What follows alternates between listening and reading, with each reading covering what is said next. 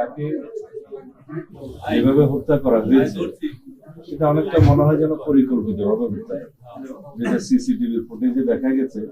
দুইজনকে শনাক্ত করা হয়েছে, তাদেরকে গ্রেফতারের চেষ্টা করা হচ্ছে, মামলা দায়ের হয়েছে।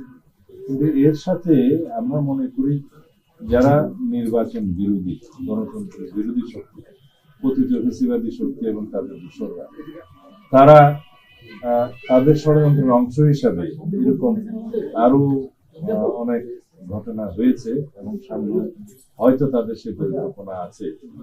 যারা গণতন্ত্র চায় না, নির্বাচন চায় না এবং নির্বাচনকে যারা অনিশ্চিত করতে পারলে লাভবান হবে, সেই জাতীয় কোনো অপশক্তি এর পিছনে আছে কিনা সেটা খতিয়ে দেখতে হবে। তবে আমরা ঘটনার সুষ্ঠু তদন্তের জন্য দাবি করেছি এবং একটা দৃষ্টান্তমূলক যাতে শাস্তি নিশ্চিত করা যায় সেরকম বিচারের দাবি করছি।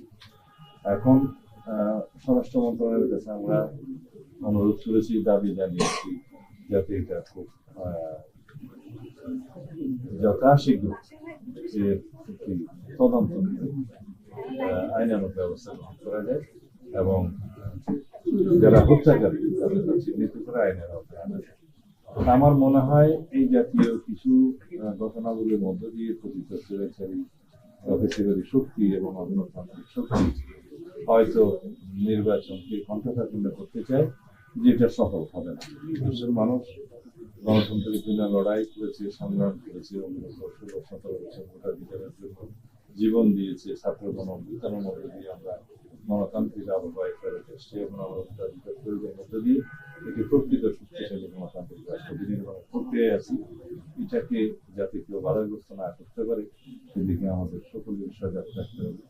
আর এই হত্যাকাণ্ডের যথাযথ তদন্ত এবং বিচারের জন্য আমরা আবারও জোর দাবি জানাচ্ছি সংশ্লিষ্ট কর্তৃপক্ষের কাছে এবং বিশেষ করে স্বরাষ্ট্র মন্ত্রণালয়কে অনুরোধ করব যাতে ভবিষ্যতে এরকম কোনো দুর্ঘটনা না হতে পারে, হত্যাকাণ্ড না হতে পারে, সেজন্য আগে থেকে প্রিকশনারি মেজার্স যেন নিয়ে রাখে।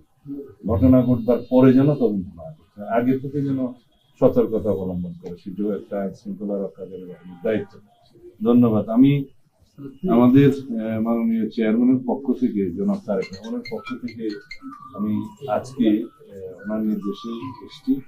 আমরা মুসাব্বিরের বিধবা স্ত্রী এবং তার সন্তানদের আমরা আমাদের পক্ষ থেকে যা কিছু সহায়তা করি সারা জীবনের জন্য সেটা আমরা দায়িত্ব নেব ইনশাআল্লাহ। এটা আমাদের চেয়ারম্যান সাহেব। আপনারা নিশ্চয়ই জানেন যে 5ই আগস্ট 2024-এর 5ই আগস্টের পরবর্তী পর্যায়ে আইন শৃঙ্খলা রক্ষাকারী বাহিনী একটা ফ্রেজাইল অবস্থায় ছিল। এখনো সেটা সুসংগঠিত হয়েছে বলা যাবে না। তো সেই রকম একটা অবস্থার মধ্য দিয়ে পুরোপুরি আইন শৃঙ্খলা নিয়ন্ত্রণ করতে পারাটাও একটা চ্যালেঞ্জ এবং সেই আইন শৃঙ্খলা নিয়ন্ত্রণের জন্য সব পর্যায়ে উপজেলা, পৌরসভা এবং মেট্রো সব জায়গাতেই সেনাবাহিনী সহায়তা করছে। এমন একটা পরিস্থিতিতে আমরা আছি, কারণ আইন শৃঙ্খলা পরিস্থিতি যাতে আরো উন্নত হয় এবং নির্বাচনের জন্য কোনো থ্রেটেন্ড কোনো কিছু না করতে পারে সেই জন্য সবাই চেষ্টা করছে। তারপরেও আমার মনে হয় যে আমাদের আরো অনেক কিছু করার বাকি আছে। এই জাতীয় কিছু ঘটনা করে, হত্যাকাণ্ড করে যারা মনে করে যে নির্বাচনকে কণ্ঠকাঠিন্য করবে সেটা সফল হবে না, তবে তাদের চেষ্টা তারা চালিয়ে যাবে। আমি মনে করি যে তাদের ষড়যন্ত্র অব্যাহত আছে।